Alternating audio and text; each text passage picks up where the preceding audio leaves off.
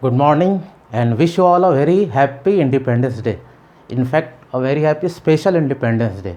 I hope you all would have celebrated this special Independence Day, most probably in the home itself. Anyways, today I am going to start lecture series on Jharkhand geography, designed specially for JPSC, GSSC and all Jharkhand related exams. Before starting Jharkhand geography, I will discuss some basic concept about latitude, longitude and time. Latitude को हम लोग हिंदी में क्या बोलते हैं? अक्षांश बोलते हैं. अक्षांश हो गया.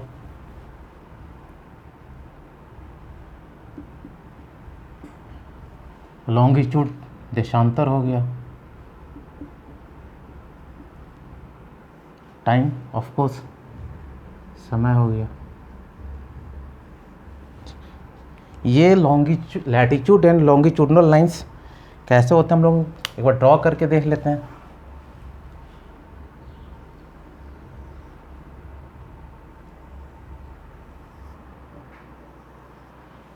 अगर इसको हम अर्थ एज्यूम कर रहे हैं तो ये जितनी भी रेखाएं खींची गई हैं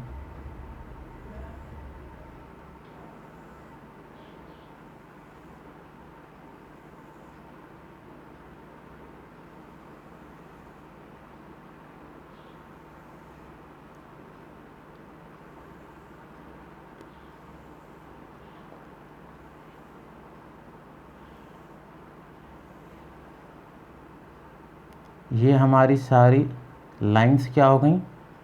लैटिट्यूडनल लाइंस हो गई. क्लियर है?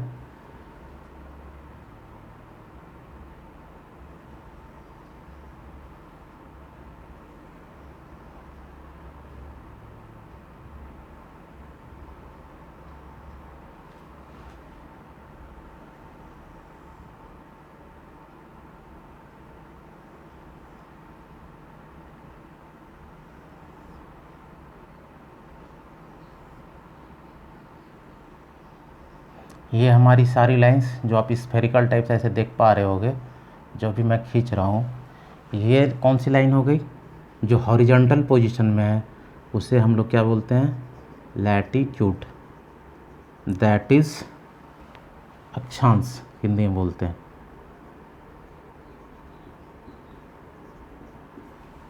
और ड्रॉ कर लेते हैं. ठीक है. और ये लाइनें जो भी मैंने खींचा है कुछ देर पहले, ये कौन सी हो गई? इसे ही हम लोग लॉन्गिट्यूडनल लाइंस बोलते हैं. ये हमारी कौन सी लाइन हो गई? देशांतर. लॉन्गिट्यूड. लॉन्गिट्यूड दैट मीन्स देशांतर. ये हमारी देशांतर रेखाएं हो गई. ये जो लाइंस खींची गई हैं, जो मैंने भी देखा है, चाहे आपने कभी भी सुना होगा लॉन्गिट्यूड और लैटिट्यूडनल लाइंस के बारे में, actually these all are imaginary lines. ये सारी हमारी क्या है? काल्पनिक रेखाएं हैं. तो हमारे दिमाग में ये क्वेश्चन आता है कि ये काल्पनिक रेखाएं खींची क्यों गई है? जब इनकी ज़रूरत ही क्या पड़ी? जब ये नेचुरल साइड से नहीं है, अगर ऑब्वियसली इसमें ड्रॉ पहले से नहीं है, तो हम लोगों ने ऐसा क्यों किया है? हमारा विश्व तो बहुत बड़ा है, उसमें बहुत सारे देश हैं, तो उन सारे देशों का लोकेशन एक जगह फिक्स है. बाउंड्री लाइन को भी फिक्स करने के लिए, जो सारे जगहों को लोकेट करने के लिए कौन सा देश कहाँ है, किनके बेसिस पे किया जाता है? Longitudinal lines and latitudinal lines. In fact कभी भी किसी चीज़ का लोकेशन पता करने के लिए, आप लोकेशन किसी का पता करते हो, अगर व्हाट्सएप में किसी को आप लोकेशन का लिंक भेजते हो, तो वो लिंक भी क्या शो करता है? लॉन्गिट्यूड और लैटिट्यूड को भी. स्नाइपर्स वगैरह आप कभी देखोगे, कहीं मिसाइल अटैक कर रहा है किसी कंट्री पे और इंटरसेप्ट नहीं कर पाया, तो एक टारगेट पे वो अटैक कर देता है और उसको डिस्ट्रॉय कर देता है. कौन सा कॉन्सेप्ट है? अगेन, हालांकि वो डिस्ट्रक्टिव कॉन्सेप्ट है, मतलब वो किसी को डिस्ट्रक्शन के लिए है, लेकिन उसमें भी कौन सा कॉन्सेप्ट का यूज़ किया गया? लैटिट्यूड एंड लॉन्गिट्यूड का. आप कभी गूगल मैसेंजर करते हो, गूगल मैसेंजर में जब भी लोकेशन आपकी पहले आता था, उसमें बॉक्स करके दिया हुआ रहता था किस में हो आप नहीं हो, तो उसमें भी लोकेशन जब दिखाता था तो लैटिट्यूड एंड लॉन्गिट्यूड को दिखाता था. रिसेंट पास्ट में 2011 में ओसामा बिन लादेन को ट्रेस किया गया था. किस बेसिस पे? गूगल अर्थ के थ्रू. कैसे सर्च? गूगल अर्थ में भी आप देखते हो तो वहाँ पे क्या दिखाता है? लैटिट्यूड एंड लॉन्गिट्यूड को क्या दिखाता है? गूगल अर्थ में लोकेशन को दिखाता है. तो ओसामा बिन लादेन को भी इसी के तहत ट्रेस किया गया था और फाइनली उसको किल किया गया था इन 2011 इन पाकिस्तान अबोटाबाद। यहाँ तक आप समझ पाए। तो ये इमेजिनरी लाइन्स एक्चुअली किसी भी जगह की लोकेशन को फिक्स करने के लिए होता है और इसका कोई मतलब इम्पॉर्टेंस केवल लोकेशन के लिए ही है। ठीक है, अब उठता क्वेश्चन ये है कि ये अक्षांश रेखाएं कैसे खींचेंगे, उनका कोणीय दूरी एंगुलर डिस्टेंस कैसे हम लोग फिक्स करते हैं। अगर हम इसको एक अगेन लेते हैं, ये बीचों बीच खींचा गया है, इसे हम लोग क्या बोलते हैं, इसे इंग्लिश में इक्वेटर बोलते हैं। ये इक्वेटर भी हमारी क्या है, एक अक्षांश रेखा ही है। हिंदी में भूमध्य रेखा बोलते हैं, भूमध्य रेखा या फिर विषुवत रेखा, दोनों बोलते हैं। इसके उत्तरी भाग को हम लोग क्या बोलते हैं, उत्तरी गोलार्ध। भूमध्य रेखा के उत्तरी भाग को हम लोग उत्तरी गोलार्ध बोलेंगे, उत्तरी गोलार्ध मतलब गोला का आधा हो गया। उत्तरी गोलार्ध, दक्षिणी गोलार्ध, northern hemisphere,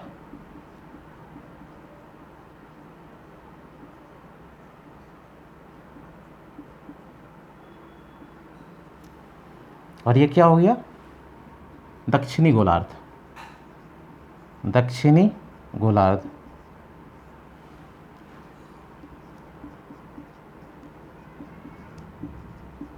southern hemisphere, southern hemisphere.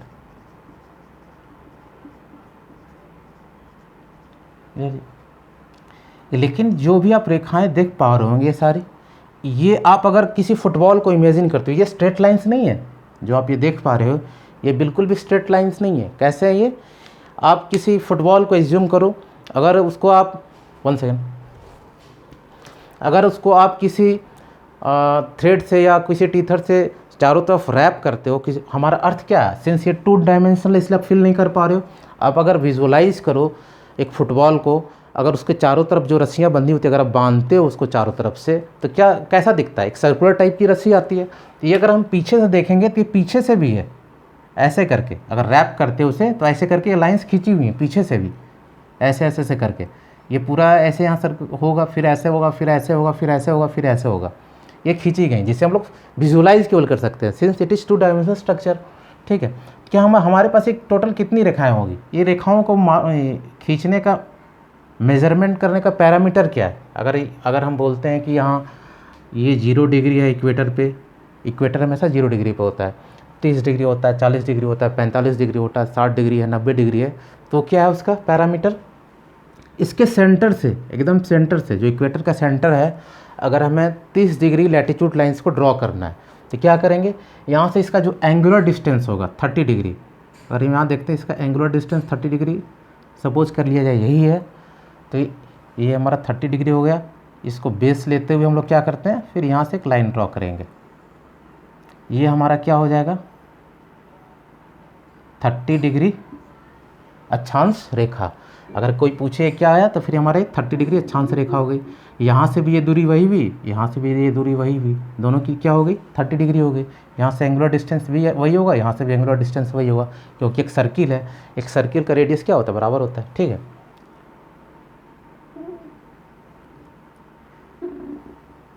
अगर हमें 45 डिग्री का अक्षांश रेखा खींचनी है तो फिर वही कॉन्सेप्ट यहाँ अप्लाई होगा। अगर हम 45 डिग्री लेते हैं यहाँ से, अगर इसको हम एज्यूम कर रहे हैं 45 डिग्री है, तो हमारी वो अक्षांश रेखा कहाँ खींची जाएगी, यहाँ पर खींची जाएगी, यहाँ पर आई, तो ये हमारा 45 डिग्री एज्यूम कर रहे हैं, ये हमारी क्या होगी 45 डिग्री की लैटिट्यूड लाइंस हो गई। ठीक है, जो आप स्ट्रेट लाइंस ऐसे देख पा रहे होगे, बहुत बार सोचे नहीं हो कि ये कैसे खींची गई है, यहाँ से ऐसे खींची जाती है स्ट्रेट लाइंस, यहाँ से खींची गई, यहाँ से खींची गई, और यहाँ एंगल लिख दिया गया 72 डिग्री, 75 डिग्री, 65 डिग्री कुछ करके लिखा गया। तो उसके पीछे क्या है बेसिक कॉन्सेप्ट, इक्वेटर से एंगुलर डिस्टेंस है। ये 30 डिग्री क्या है, इक्वेटर से 30 डिग्री एंगुलर डिस्टेंस है, जिसे हम लोग क्या बोलते हैं कोणीय दूरी। यहाँ तक क्लियर है। ये जो जितनी रेखाएं खींची गई, अगर ये यहाँ से 0 डिग्री लिए, 0 डिग्री लेते हुए कितनी तक खींच सकते हैं हम? मैक्सिमम 90 डिग्री तक खींच सकते हैं। नॉर्दर्न हेमिस्फीयर में क्या कर सकते हैं? 90 डिग्री तक खींच सकते हैं। तो हमारे पास टोटल रेखाएं कितनी हो गई? यहाँ से 0 डिग्री, 1 डिग्री, 2 डिग्री, 3 डिग्री करते हुए 45, 60, 70, 80, 89 एंड फाइनली 90 डिग्री तक खींच सकते हैं। सदर्न हेमिस्फीयर में 90 डिग्री तक, नॉर्दर्न हेमिस्फीयर में 90 डिग्री तक। टोटल हमारे पास कितनी होंगे? 180 प्लस में एक 0 डिग्री का ये बचा हुआ है, तो हमारे पास 180 डिग्री का प्लस 0 डिग्री, हमारे पास टोटल रेखाएं कितनी हो गई? 181 रेखाएं हो गई। 90 ये हो गया, 90 हो गया तो 180 हो गया, प्लस 0 डिग्री की एक रेखा हो गई, 181 हो गई। अब दो अक्षांश रेखाओं के बीच की दूरी क्या होती है? हम देखते हैं, दो अक्षांश रेखाओं के बीच की दूरी मेजरमेंट किया गया है, 111 किलोमीटर होती है। The distance between two latitudinal lines, दो अक्षांश रेखाओं के बीच की दूरी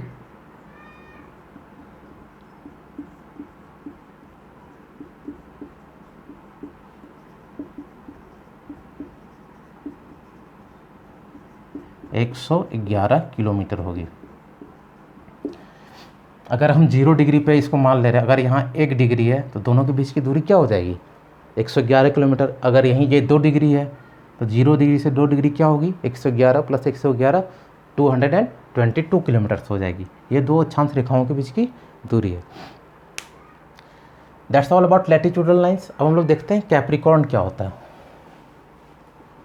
हाँ, एक चीज़ और, सबसे बड़ी अक्षांश रेखा हमारी क्या हो जाएगी? 0 डिग्री हो जाएगी सबसे बड़ी अक्षांश रेखा, ठीक है।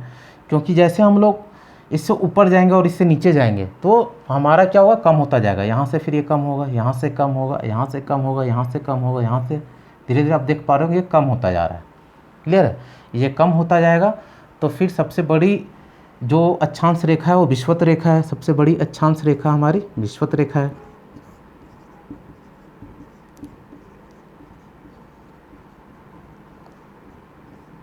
रेखा विषुवत रेखा, इसे हम लोग क्या बोलते हैं? इक्वेटर। सबसे छोटी अक्षांश रेखा कौन सी हो जाएगी? 90 डिग्री, एकदम पॉइंटेड वहाँ हो जाएगा। ये जब पूरी तरह ये छोटा होते जाएगा तो लास्ट में एक पॉइंट ही तो बचेगा ये, नहीं तो और भी रेखाएं खींची जा सकती थी अगर जगह बचती। 90 डिग्री क्या हो जाएगा? पॉइंट टाइप का बचेगा। तो सबसे छोटी रेखा क्या हो जाएगी? 90 डिग्री की सबसे छोटी अक्षांश रेखा हमारी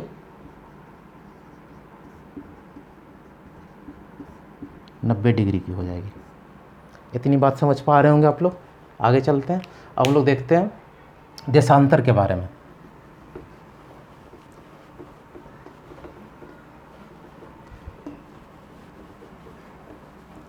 देशांतर रेखाएं क्या होती हैं, कैसे खींची जाती है? जैसे मैंने अभी पहले दिखाया, तो ये हमारी सपोज एक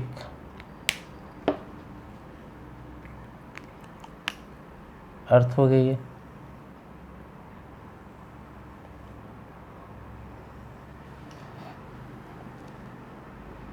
यहाँ से खींची गई एक, यहाँ से खींची गई एक, फिर यहाँ से एक, यहाँ से एक, यहाँ से एक,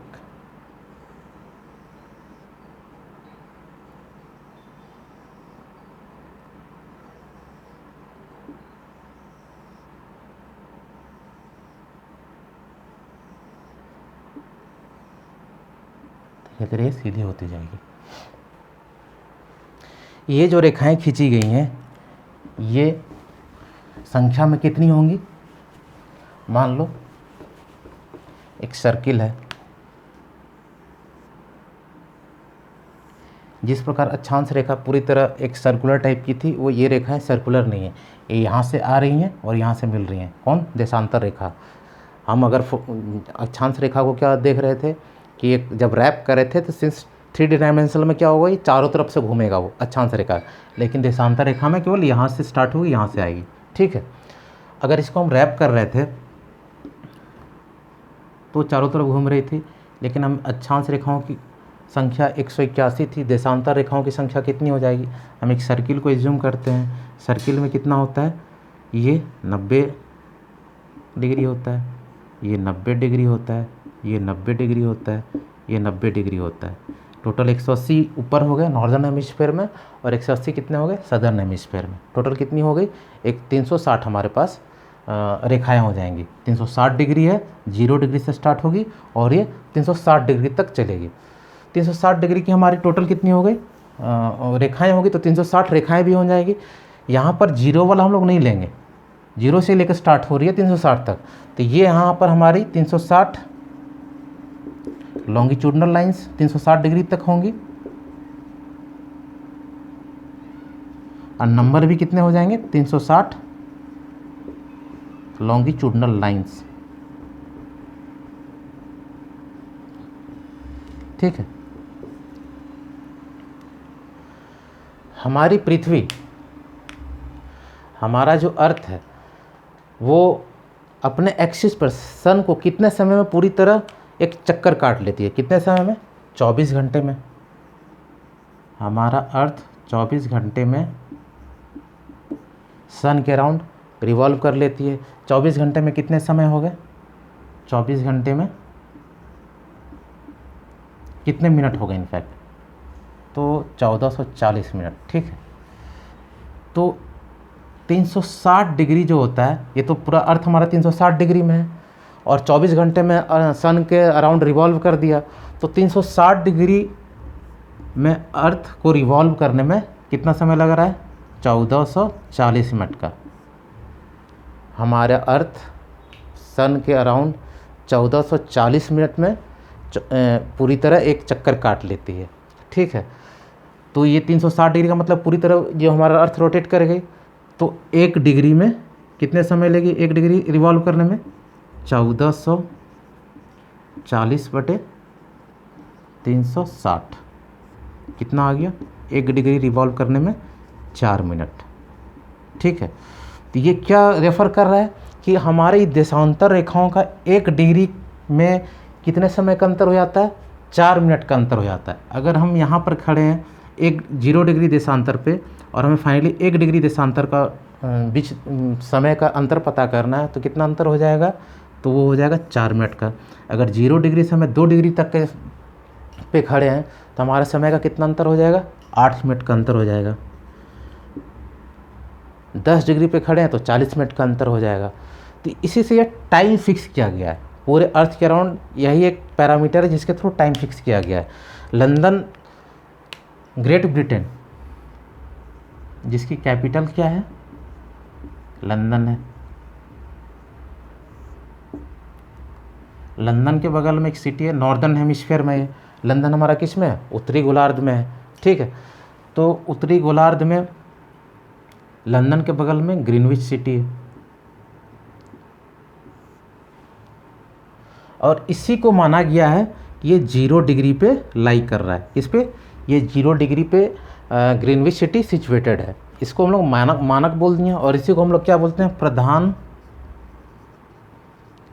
यामयोत्तर रेखा। इंग्लिश में क्या बोलेंगे, प्राइम मेरिडियन लाइन। क्लियर यहाँ तक, 1 सेकेंड।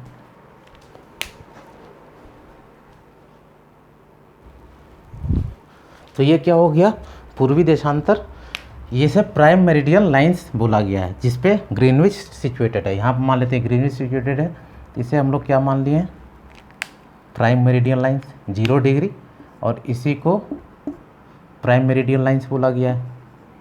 PML से डिनोट कर सकते हैं, प्रधान यामयोत्तर रेखा, इसी को बोला गया है।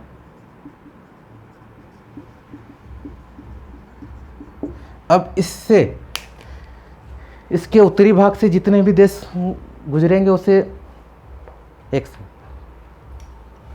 मैं इसे पहले रब कर दे रहा हूँ।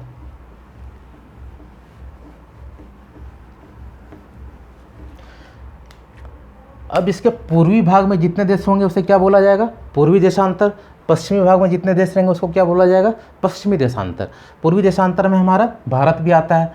सिंस सनराइज हमारा पूरब में होता है, तो पूरब में जितने देश होंगे उनका समय क्या होगा, आगे होगा, पहले होगा। अब पश्चिमी देशांतर में जितने देश आएंगे उसका समय क्या होगा, पीछे होगा कंपैरेटिवली पूर्व वाले पूर्वी देशांतर वाले देशों से।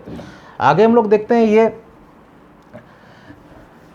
समय का अंतर और कितना हो जाता है। अगर ये पूर्वी देशांतर में देश है, अगर यहाँ पर हमारा सूर्योदय हो रहा है, अगर ये सन है हमारा और यहाँ पर सनराइज़ हो रहा है और सुबह का टाइम है, तो इससे पीछे जाएंगे तो क्या होगा, पीछे जाएंगे तो रात होगी, उससे पीछे जाएंगे तो क्या होगा, शाम होगा, उससे पीछे जाएंगे तो क्या होगा, दिन होगा, उससे पीछे जाएंगे तो फिर रात हो जाएगा।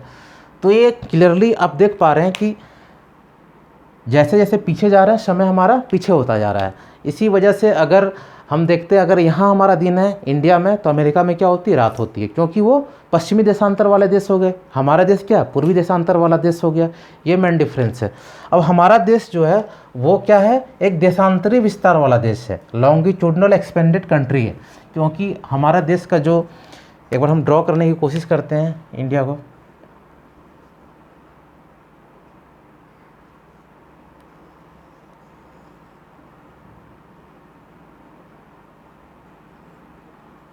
सपोज इसको मान लेते हैं इंडिया है और ये यहाँ से गुजरात है, ठीक है।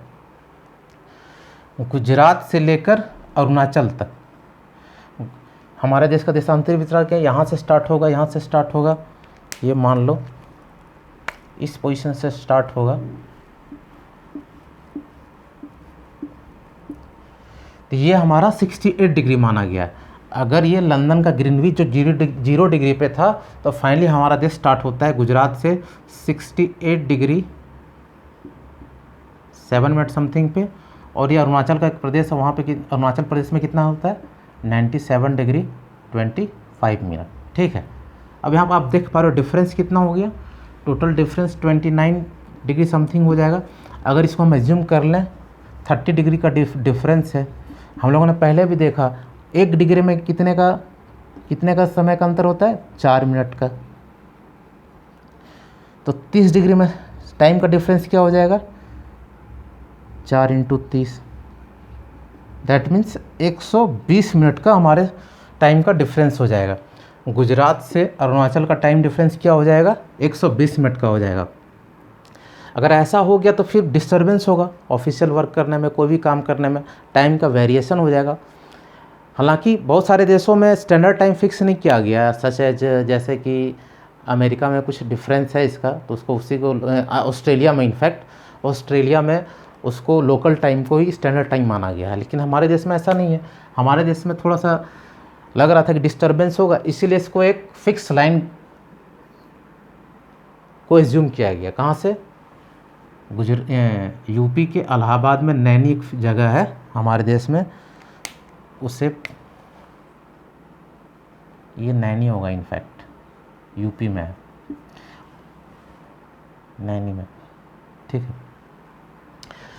ये वैसे ही जैसे प्राइम मेरिडियन फिक्स किया गया था ग्रीनविच को, इसी तरह हमारे कंट्री में एक टाइम फिक्स करने के लिए यूपी में नैनी है, उसको मान लिया गया देश के बीचों बीच गुजर रहा है इलाहाबाद में, ठीक है। इलाहाबाद के बगल में कोई नैनी सिटी है यूपी में, उत्तर प्रदेश में, उसको क्या बोल दिया गया कि हमारे देश के बीचों बीच ये लॉन्गिट्यूडनल लाइंस पास किया हुआ है। अब ये कितने पर है, ये इसका जो मेज़रमेंट है 82 82.5 डिग्री, ठीक है। अब आप समझ लो ये 82.5 डिग्री है। अब 0 डिग्री पे लंदन था, अब 82.5 डिग्री आ गया, और 1 डिग्री का डिफरेंस क्या था, 4 मिनट, तो 82 डिग्री का डिफरेंस क्या होगा, 4 दूनी 8, 4 8 32, 328 प्लस हाफ डिग्री यहाँ बचा हुआ है। 1 डिग्री में 2 मिनट, तो हाफ डिग्री में कितने हो जाएंगे, 1 डिग्री में 4 मिनट, तो हाफ डिग्री में 2 मिनट, तो ये हमारा कितना हो गया 330 मिनट। डिफरेंस कितना हो गया 330 मिनट का 5.5 घंटे। 330 मिनट को अगर हम समय में बदलेंगे तो 5.5 घंटा हो जाएगा। अगर हमारे इंडिया में 1 बज रहा हो तो वहाँ पर कितना बजेगा, लंदन में 1 बज रहा होगा। इंडिया में अगर 5:30 बज रहा तो लंदन में 1 बजा दोपहर हो रहा होगा।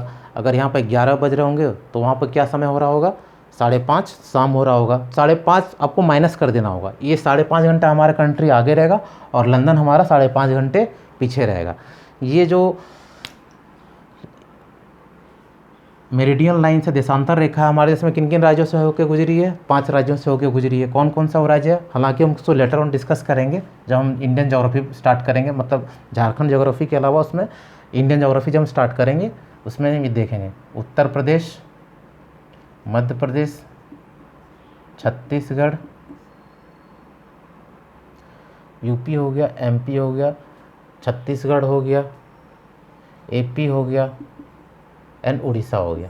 1 2 3 4 5, हाँ 5 राज्यों से होकर गुजरा है। उत्तर प्रदेश, मध्य प्रदेश, छत्तीसगढ़, आंध्र प्रदेश एंड उड़ीसा। तो ये बेसिकली हमारा टाइम कैसे फिक्स किया जाता है, लैटिट्यूड क्या है, लॉन्गिट्यूड क्या है, इसके बारे में हम लोग जाने। नेक्स्ट सेशन में हम लोग झारखंड ज्योग्राफी स्टार्ट करेंगे एकदम बेसिक से, स्टार्टिंग से।